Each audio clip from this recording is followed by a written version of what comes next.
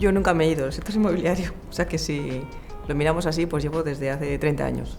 Desde que acabé la carrera y aprobé la oposición, hace 30 años, y me decidí por una profesión como es el registro de la propiedad inmobiliaria. Y por tanto nunca he salido de ese sector. Y ahora mismo tampoco, porque todas las infraestructuras que se despliegan sobre el territorio tienen un componente claramente inmobiliario. Así que te diría que 30 años. Pues la verdad es que el sector inmobiliario casi me escogió a mí. Yo, como estudiante de Derecho, tenía claro que la parte que más me gustaba era el derecho privado, el derecho civil, la parte de impacto de la regulación en las personas, y eso me llevó a decidirme por una oposición para ser una funcionaria en el ámbito del derecho más aplicado al derecho privado, ¿no? Derecho civil, derecho mercantil, derecho hipotecario, y dentro de las oposiciones que había disponibles para este tipo de ámbito del derecho, la que más se me ajustaba era la del registro de la propiedad. Y evidentemente eso me llevó directamente a trabajar desde muy jovencita, desde los 24 años, en el ámbito inmobiliario, con las hipotecas, con las casas, con las viviendas, con el urbanismo, con el medio ambiente, con todo esto. Me ha marcado muchísimo el Ministerio de Vivienda y estoy muy contenta y muy feliz hoy de saber que se recupera para el Gobierno el Ministerio de Vivienda y Agenda Urbana, ¿no? Fue un proyecto personal al que yo llegué después de haber pasado por una experiencia municipal y local, también como concejal de vivienda del Ayuntamiento de Madrid, y desde donde tuve una visión del inmobiliario que no tenía desde el registro. Desde el registro la visión inmobiliaria era muy académica, muy documental, muy jurídica, muy de estudio, ¿no? Mientras que en el ayuntamiento la visión era cara a cara con la gente, con los vecinos y con las vecinas. Por tanto, cuando yo llegué al Ministerio de Vivienda, yo ya llevaba incorporado esa visión de que el inmobiliario tiene fundamentalmente influencia en la vida de las personas y la vivienda como el espacio donde se desarrolla su personalidad, la dignidad y la parte más íntima de las personas. Eso me marcó muchísimo, tanto me ha marcado que a partir de ahí incluso mi manera de enfrentarme a mi profesión ha cambiado, ¿no? Más estar volcada hacia lo que tú tienes que aportarle al ciudadano que esperar a que el ciudadano considere que lo que tú le estás diciendo es lo correcto a través de una decisión de carácter administrativo, ¿no? Por lo tanto, sin duda, la mayor experiencia relevante en mi vida fue el Ministerio de Vivienda. GUAR es una asociación que cuando yo llegué a ella tenía 7 miembros y ahora va por más de 340, creo, ¿no? Yo, después de pasar por el Ministerio, pasé una etapa profesional al frente de las relaciones institucionales del Colegio de Registradores. Y en ese ámbito yo tenía bastantes eventos, en ámbito jurídico, en despachos. Y un día, en un evento que hubo en un despacho jurídico de abogados, se me acercaron unas señoras muy entusiastas diciéndome que estaban creando una asociación de mujeres en el ámbito inmobiliario para dar visibilidad a la presencia femenina en este sector tan masculino y que consideraban que yo, como exministra que había sido y profesional jurídica del ámbito inmobiliario, podía aportar. Y así me apunté con ellas en el año 2015 o por ahí, ¿no? Así que las conocí muy pronto y la verdad es que es bastante admirable porque fueron la primera asociación de mujeres profesionales a las que yo conocí, y yo creo que tuvieron esa iniciativa y es evidente que su trayectoria avala que tenían razón en lo que planteaban, ¿no? Las socias de WIRES, hasta donde yo conozco, son socias con una trayectoria profesional en múltiples disciplinas, en empresas de muy diferente ámbito y todas con un nivel directivo o con previsión de serlo, ¿no? Entonces yo creo que las mujeres que están en WIRES tienen ya muy claro lo que quieren, ¿no? Porque si no, no estarían en WIRES. Pero yo, aparte de recomendar lo que a mí me ha pasado, que es que la formación tiene que ser continua, que nunca puedes dejar de formarte, ni siquiera en un sector como el inmobiliario, en el que están impactando desde las nuevas tecnologías, desde el llamado PropTech, las finanzas, el FinTech, el diseño por ordenador, las técnicas BIM, el diseño urbanístico hecho con medios tecnológicos. La formación es fundamental. Las redes de mujeres, creo que lo que WIRES ha demostrado es que somos más fuertes si vamos juntas y si nos apoyamos unas a otras. Y después, para las que son más jóvenes, la mentoría. Creo que aproximarse a mujeres con mayor experiencia y que ahora hay cada vez más mujeres con mucha generosidad en la donación de su tiempo para ayudar a otras que suban, les ahorra tiempo y les da perspectivas que a lo mejor desde el trabajo habitual no tenemos. Entonces yo diría formación, redes y mentoría.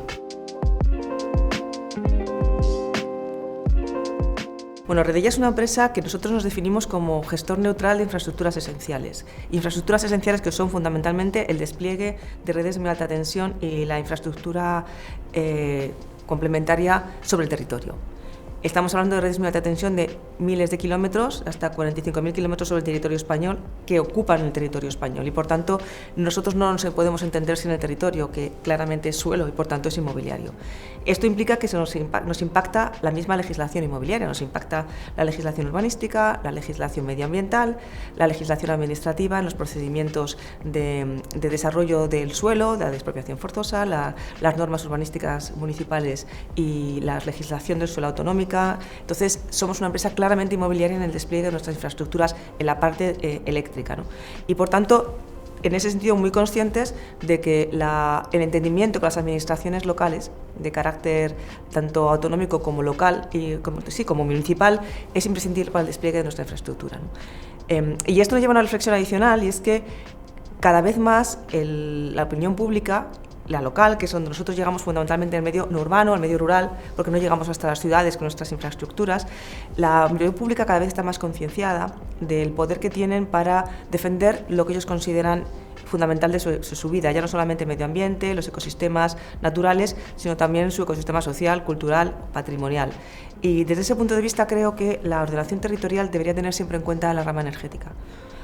Y no solamente desde el punto de vista de despliego una infraestructura por un territorio y tengo que explicarle al territorio cómo le va a impactar, sino que cuando se hace una planificación urbana debería ir incorporada a la planificación de las infraestructuras energéticas, las redes, las subestaciones, todos los componentes que hacen falta. Y si nos vamos al ámbito de la ciudad, también ahora mismo creo que un diseño urbanístico e inmobiliario tiene que llevar incorporada una visión sobre las comunidades energéticas, sobre los sistemas de almacenamiento, sobre la disposición de las energías renovables en las comunidades o en los barrios, y yo creo que hace falta definitivamente que la planificación urbanística e inmobiliaria incorpore la visión energética.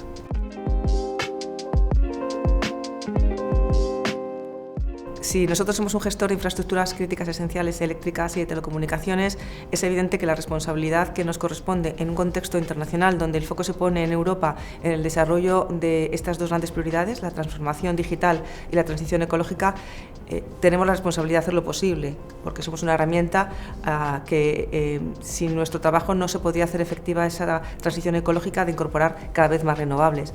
Si nos vamos al Plan Nacional Integrado de Energía y Clima, que es la hoja de ruta que cada país tiene que poner al servicio de la Unión Europea para que los objetivos de todos sean coherentes, en España nos hemos impuesto la obligación de que en 2030 el 81% de toda nuestra energía sea de origen renovable. Ahora mismo estamos por encima del 50%. El otro día, el viernes 17 de noviembre, tuvimos ya la producción eléctrica mayor que en todo 2022, por tanto vamos muy bien. En la meta volante es 2026, ahí tenemos que tener un 67% de energía producida de fuentes renovables. Como lo tenemos que hacer posible nosotros, para que esta energía que se produce en los parques eólicos, fotovoltaicos y también la hidroeléctrica no se pierda y por tanto toda la que se produce sea capaz de utilizarse y de aprovecharse, tenemos que ser capaces de desplegar esta red y por tanto para nosotros es crítico. Y si nos vamos a la transformación digital, tenemos la gestión de las 2/3 partes de toda la red de fibra óptica oscura española, es decir, la fibra de telecomunicaciones que utilizan los operadores para poder dar servicio al cliente final, y además tenemos una flota de 10 satélites que complementa a la fibra desde el punto de vista de las telecomunicaciones, y por tanto tenemos también la transformación digital como infraestructura neutral que hacerla posible y acompañar el desarrollo que tanto en Europa como en España se quiere hacer. O sea, nos toca todo.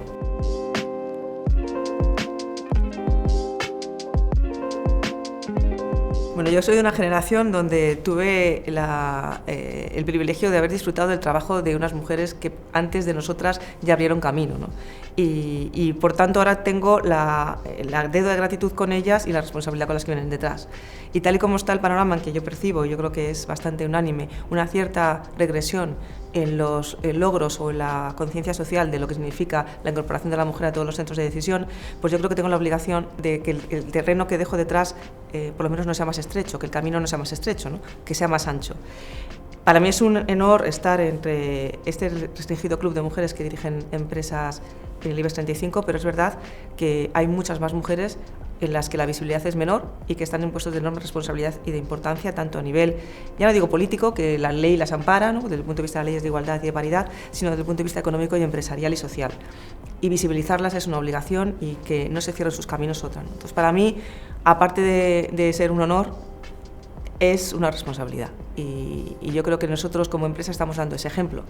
Fuimos la primera empresa de IBEX 35 que tuvimos y tenemos un consejo paritario al 50%, y de ahí para abajo nuestro objetivo es que, igual que los ya el comité de dirección, los niveles de directivas intermedias y las que se están incorporando a los equipos directivos sean también paritarios, y luego tenemos entre todos la obligación de hacer que esto sea posible a medio plazo y, por tanto, que las vocaciones de mujeres en las carreras científico-tecnológicas, en las biosanitarias no hay problema, las vocaciones de mujeres en las carreras científico-tecnológicas crezcan, en muy pocas mujeres en las escuelas que después van a permitir captar este talento, tanto en el ámbito de las tecnologías de información y de la comunicación, en el ámbito de la inteligencia artificial, la robótica, ciberseguridad, y también en el ámbito de las ingenierías más puramente técnicas. Y para nosotros es una obligación potenciar estas vocaciones desde edades muy tempranas en las niñas y en las chicas.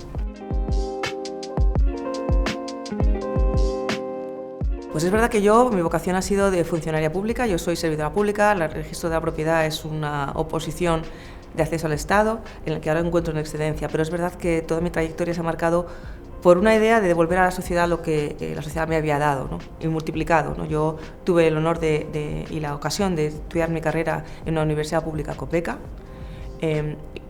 por notas, por estudio, y después de preparar unas oposiciones gracias a la generosidad de un registrador que lo hizo de forma altruista, y por tanto todo lo que yo he conseguido profesionalmente se lo debo a un sistema educativo que me ha permitido llegar a donde estoy, ¿no?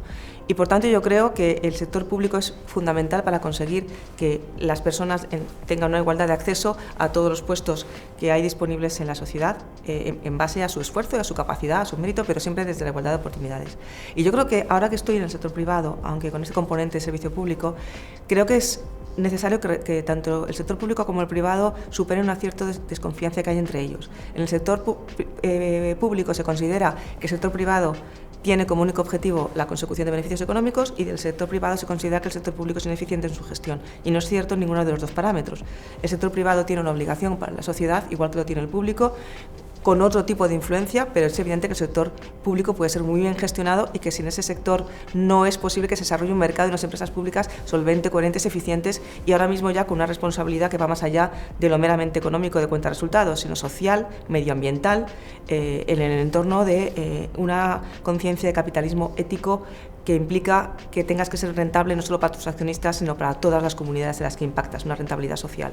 Por tanto, creo que son sectores que, más que nunca ahora, después de la pandemia y en el contexto que estamos internacional de crisis, deben entenderse, deben ser colaboradores y deben superar esta desconfianza mutua que han tenido tradicionalmente. Y yo creo que soy un poco la mezcla de los dos sectores y creo que los entiendo a los dos y que es necesario que sigamos por esta senda de colaboración y de complicidad.